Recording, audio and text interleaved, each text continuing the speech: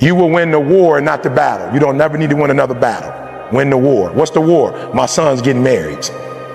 What's the war? Have enough money for create jobs for my kids. That's the war. What they do with the money, that's their battle. That's not my battle no more. You spend it wisely, that's on you. You blow it, that's on you. Take care of my wife, get her to California. That's the war. The battle is what the house looked like on the inside. That's not my fight. Whatever you want in there, have it. That's up to you. Just if I can get one room where I can put all my football helmets, all the places I spoke, all the paraphernalia, jerseys, signed jersey, I just need one wall, you can have the rest of the house. Why? Because I'd rather for you to have it the way you want it and have a marriage than to have all the rooms look like I have and be by myself.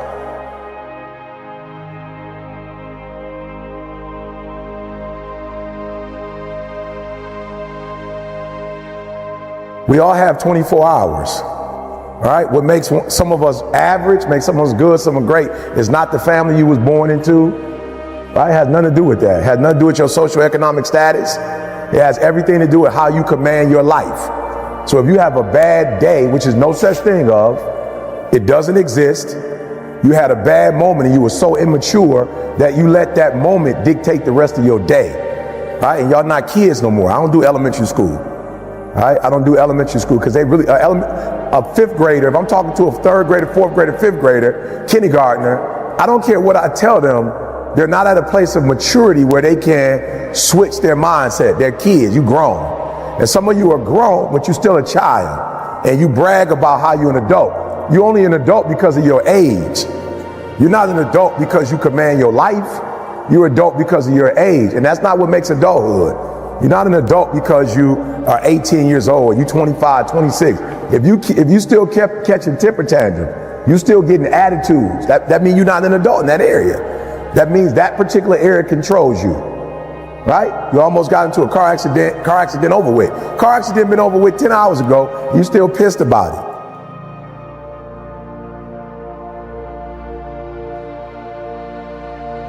Or you done got into it with your friend. That happened 2 days ago and y'all still not talking. That's immaturity, right? And let me tell you something.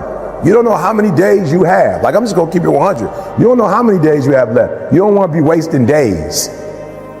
Like you're not God. Like you don't create. You can't wake yourself up. You don't know how many days you have left. You can't be playing with the days you have on foolishness. So you have to learn how to control yourself. Right? And so y'all know my circumstances. I'm not here because I'm sweet. I'm here because one day I was like, yo, you need to get control of this, bro. You need to get control of your life. You do not have control. You watching doggone TV playing video games when you should be out here grinding. So there are people all the day, people ET. Bro, you do not want to be me. You're not ready for this grind, bro. Some of you can show up when you're at home, when you go on the road, you struggle. Meaning that when things are going the way you want, you cool, but when it rains, you got to grow up. Your body does not control you. If I got to get up early in the morning to get the money, I'm a morning person.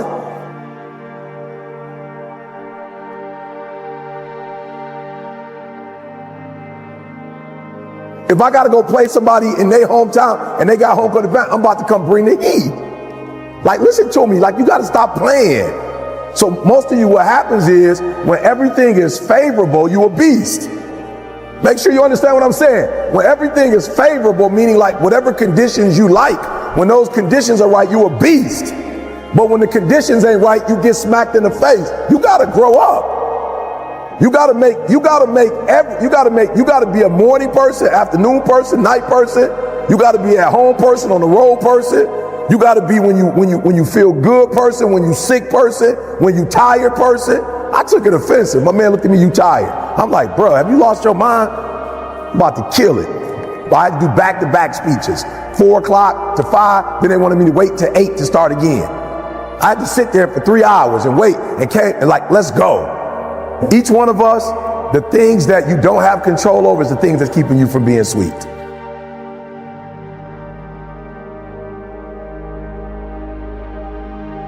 And at what point are you going to fight against that nature in you that you know? So if I was to ask most of you, you already know what your challenge is. You ain't dumb. You know what it is. You just don't fight it. And I'm challenging you to fight it. And the only reason you're having a bad day is because of what you're thinking about. Now, I read something that said that the human brain is phenomenal and it can think like of 1,000,000 and something different things, right? It's explosive. But the one thing it cannot do is it cannot think of two ideas at the exact same time. It does not have the capacity to think of two things at once. Now, it has the capacity in an hour to think about a whole bunch of stuff, but at one particular moment, it cannot think about more than one thing. So if you're having a bad day or having a bad moment, it means you're probably focusing on what? Whatever that bad thing is, that's what you're focusing on.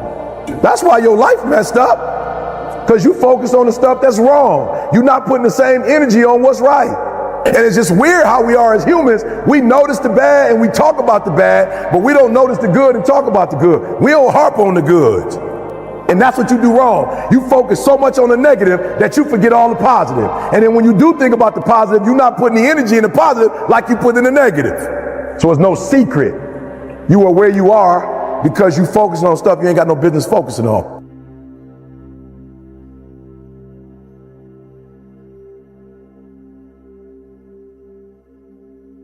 Those of you who know anything about basketball in the United States, there was a guy once named Michael Jordan. And when Michael Jordan, at the end of the year, he would win what's called the shooting contest. And so throughout the whole year, he might have averaged 32 points. He had the most points of any other basketball player as it relates to points in the game.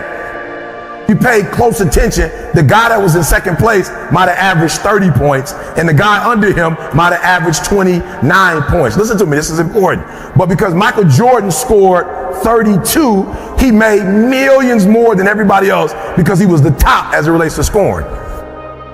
For those of us who know about the game of basketball in America, for each shot is worth 2 points.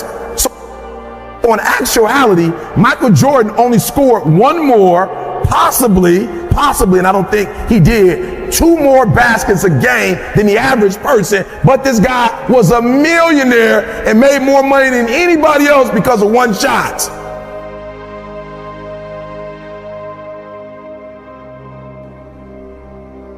I need you to understand this. He was known around the world as one of the most popular athletes in the world, has made more money hand over foot than any athlete in the world. Why? Not because he made 10 more shots. Not because he made 5 more shots. The guy only made 1 or 2 more shots a game over the course of his career than everybody else, and he's better, makes more money, lived a better life than everybody because he sacrificed enough to get those 1 or 2 shots. And I'm telling you, you're not where you want to be financially, and it's not going to take 20 shots.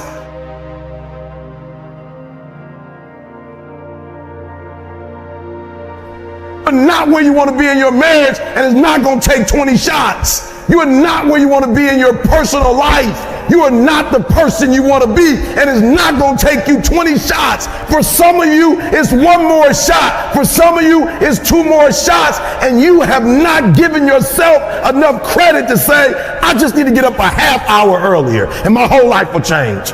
I just need to get up 1 hour early. I just need to work 1 hour longer. You stop hitting that snooze button.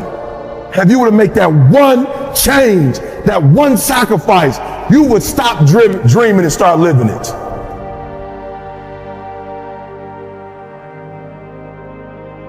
It is literally at the darkest moment, right, when it dawns. You don't really even get to the next level to your darkest moments. One of the things that I think is important is that a lot of you young people, you go in this route and you like, I don't see it. You're not supposed to see it. Like, you're supposed to stay focused on what you focus on. And when you get to where you get to, you'll understand why you were doing this in the first place. It is literally at the darkest moment. So that's why I'm saying, stop tripping when it get dark and you running. You're running from your success.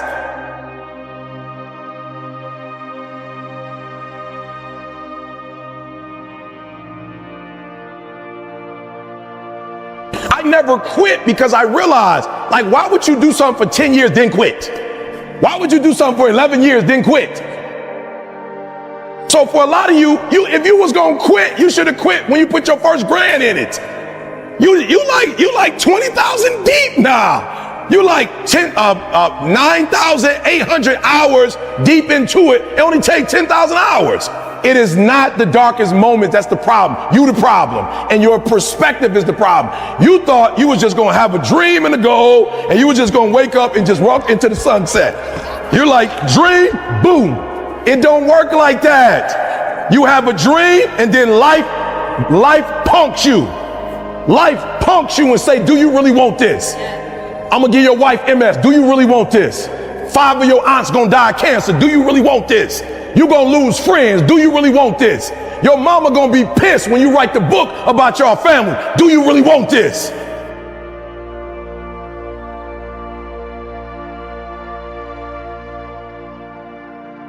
Do you really want this? Cousins gonna abandon you. People that you used to be like this with gonna think you bougie and don't want to deal with you.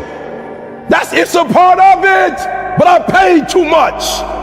If I was gonna quit, I would have quit in the abandoned building when I wanted to commit suicide and take my life. And I don't talk about that because I don't want to get nobody ideas. I should have quit when I heard my voice say, your mama don't want you, your own daddy don't want you, take your life.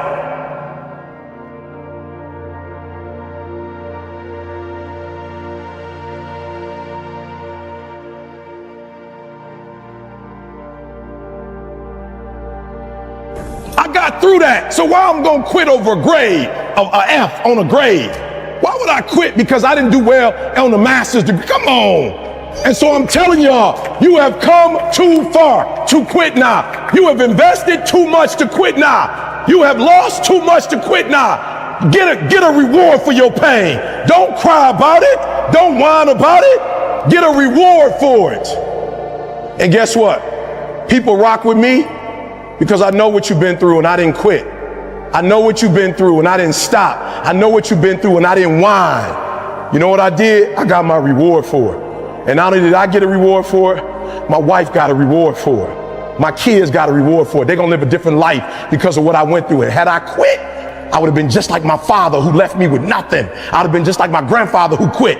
So I've been in circles and in families and environments where people take L's. I don't take L's no more.